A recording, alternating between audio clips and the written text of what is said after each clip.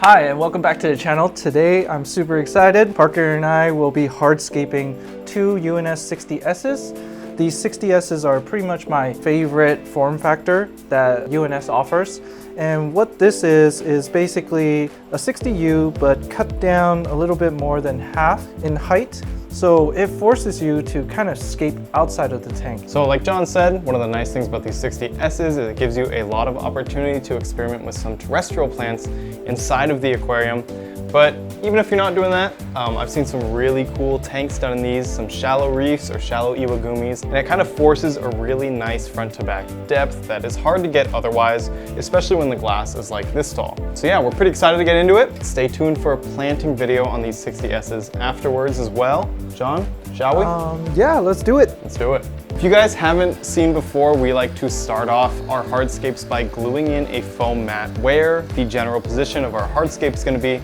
So John, I think he's going to be gluing his to the middle, and I am going to be gluing mine to the back left corner. And one of the reasons we do this is just because we are going to be placing some stones and wood directly on the glass. So this will kind of be a little buffer, especially because we're going to be transporting these tanks. So if you're doing this at home, it's not entirely necessary. It reduces the risk of the rocks and the wood cracking the glass at the bottom of the tank. We usually choose a smaller size tank mat to place inside the tank itself. So this tank mat is actually from a 45U, which is one size down from a 60U. So if you have extra foam mats at home, you can also use something else like egg crate, I think is commonly used for people to place rocks on.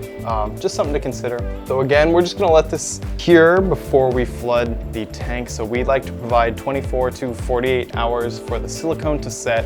And after that, it does become aquarium safe. One thing to note about this little trick that we do is that it's not smashed up against any glass panels, so that when we do fill it with substrate all around, the substrate itself will cover this mat, so it's not going to be apparent that it's there. So one tip I have for a lot of beginner aquascapers is to never be afraid to choose hardscape that you might think it's too big for your tank. The reason why I like scaping in these shallow tanks is I can choose a giant piece of wood like this. This is Sandblasted Manzanita, and I can just place this into the tank, and you can already kind of see the scape itself. It kind of works itself in based on the hardscape. I usually like to plan out my hardscape outside of the tank, but in this scenario, I'm just freestyling it, and I'm gonna try to make this piece of wood work first because this piece of wood has a ton of character. So I think this is something we've kind of talked about in our other videos, and it is something that is easier to do with wood like Manzanita and ghostwood. It is a bit more common to find these giant pieces of wood, as John's doing here, kind of using the wood to stick out of the water, and it kind of builds the scape itself. I am using this Malaysian driftwood here. And it's a bit more rare to find these giant pieces of driftwood like John's using here. So I'm gonna try to kind of connect my pieces together to kind of give the illusion of a larger piece of wood.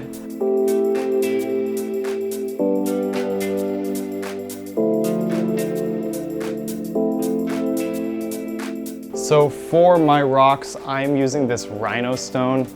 I like this rock because it has some of the really nice striations and detail lines. So I'm just gonna come in and kind of build around the base of my hardscape using these rocks to prop up and kind of add some nice depth and shadow to this Malaysian driftwood that I'm using. So this whole time, Parker's been scaping his hardscape. I pretty much have been just messing with one piece of wood, trying to get it to stay in place naturally. These Hakai stones that I'm using have natural crevices, and I'm using that to my advantage to basically hide and grip onto the wood so it stays in place. So I think that one thing that is interesting is that these scapes are kind of reminiscent of both of our signature scaping styles or preferred scaping styles. I think I a lot of times revert to kind of this darker driftwood. I think I like the contrast between the green and the wood, whereas I feel like John has a really unique minimalist sort of scaping style that showcases the wood perfectly. So another thing I'm considering, I'm kind of just toying with this idea here. I like this nice shadow that my hardscape kind of creates right here.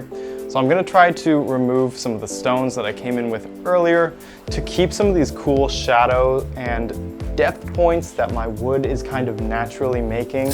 And at the end of the day, it's you that's gonna be looking at this tank, so you should do what you like.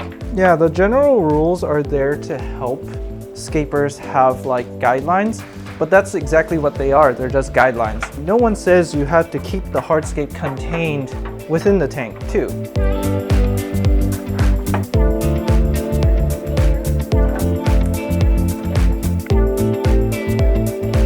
So I want to kind of give the impression of the rocks kind of seeping through the wood hardscape and kind of out of the front here.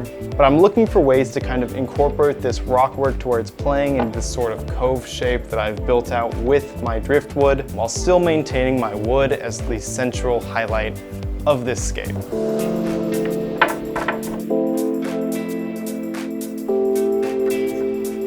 So my hardscape's pretty much there. I might just go around and break off a few twigs so it doesn't look so chaotic in some areas. I am pretty much done as well. I got a lot of gluing I'm gonna have to do because I use some pretty small rocks to kind of build up these rock wall structures inside of my scape, but I am pretty happy with how it looks. I think after some waterfall foam and after some gluing, and once the substrate is in, I think it should look pretty cool. So before I come in with my substrate, filling up this back corner here, I'm gonna make sure I use some waterfall foam and kind of seal all the holes that are bleeding through from the back to the front, just making sure they're plugged so I don't have any contra soil spilling onto the front of my gravel substrate. So I'm gonna come in with some waterfall foam and just start kind of in some of the crevices that are made. Just being very light on the trigger with this, making sure I do not do too much because it is very easy to over apply this stuff because it does expand quite a lot.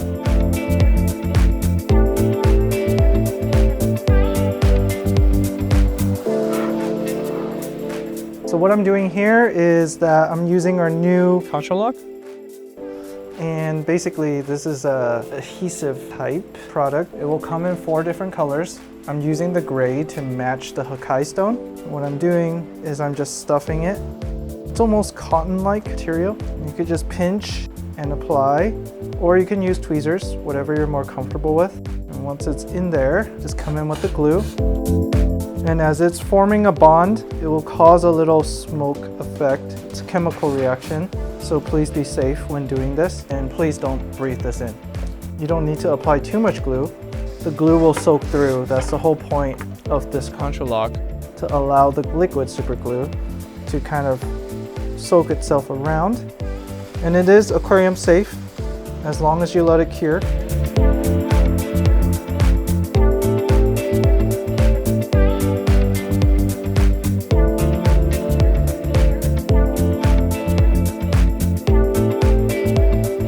So I'm done putting in my waterfall foam, and I had a bit of a disaster with my hardscape shifting. Once I sprayed the foam in, it kind of got it everywhere. If you are scaping yourself, be far more light with the waterfall foam than I was. So for now, I'm coming in with the thick black sponge, and I'm kind of plugging some of the spaces that I missed with the waterfall foam so my substrate doesn't bleed through to the front. Now over to my less chaotic side.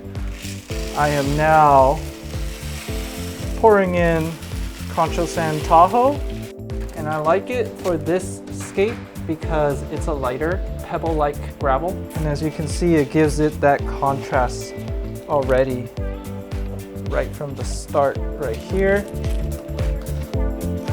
And this will also help hide the open gaps that I have. That's why I like using the cup.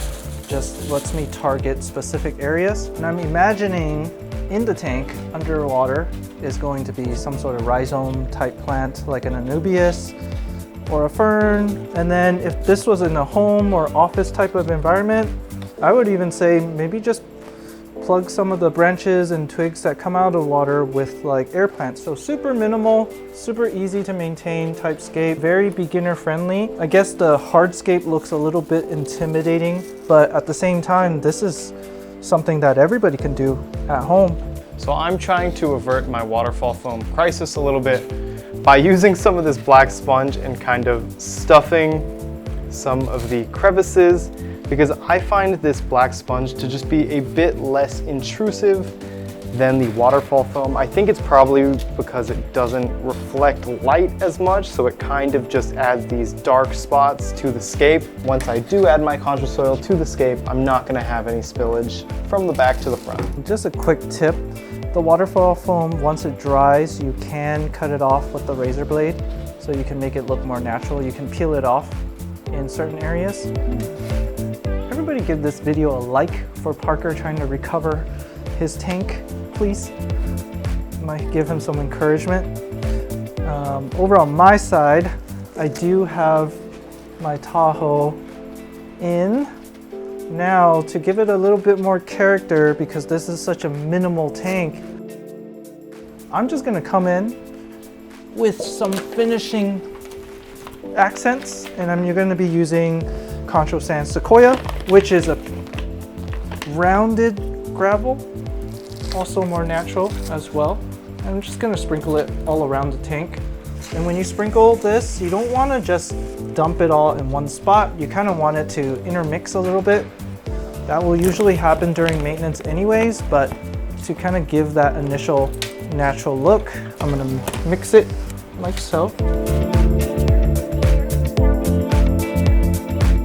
I think for a while there in the aquascaping hobby, the trend of gravels kind of died off a little bit, and now it's making a full comeback. And I'm kind of embracing it because it gives you a lot more textures to work with. Textures and colors, actually. If you look at this, it has a ton of color. So I'm also gonna be coming in with some Tahoe now. Again, kind of waiting for some of my waterfall foam to cure before I clean up my hardscape a bit more, but similar to John, I think that the gravel kind of does a really good job in these shallow tanks, especially if you are going lighter on the plants. Yeah, I just think if you're going minimal, whether in planting or hardscaping, then adding these little details make a world of difference. Pretty much the combinations are endless. You can combine different gravels, different sands, different accent stones, and you'll get a completely different look. Like if you just take a look at Parker's right now with Tahoe only, then you quickly pan over to my scape with Tahoe and the combination of Sequoia, you'll see a visual difference. So the bigger pieces are Sequoia and the smaller pieces are Tahoe, and together combined with the Hakai stone that I'm using, the roundness from the gravel and the accent Sequoia, they all match.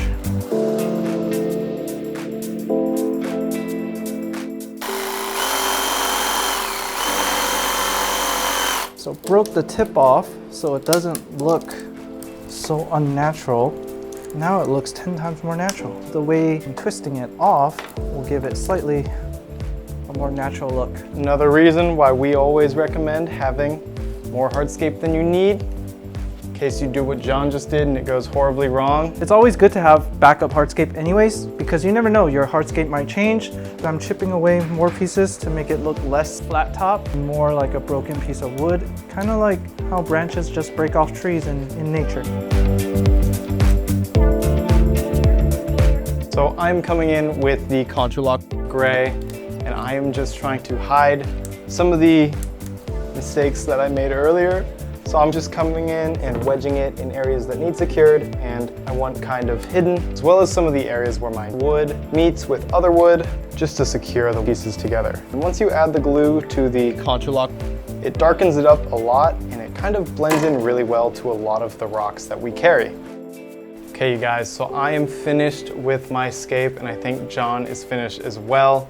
I'm actually super happy with how this turned out. It was looking like it was over there for a minute, but then we recovered and we bounced back. Waterfall foam, like I said, be careful with it. It kind of gets on everything, and if it shifts, a little bit goes a long way. A little bit goes a long way, and I know I was preaching to you to only use a little bit, but I used a lot of it and it got everywhere. That Contralock Gray definitely came in clutch here. It was covering the waterfall foam while also securing my hardscape at the same time. So this is super sturdy and ready for transport. I'm confident this will get there in one piece.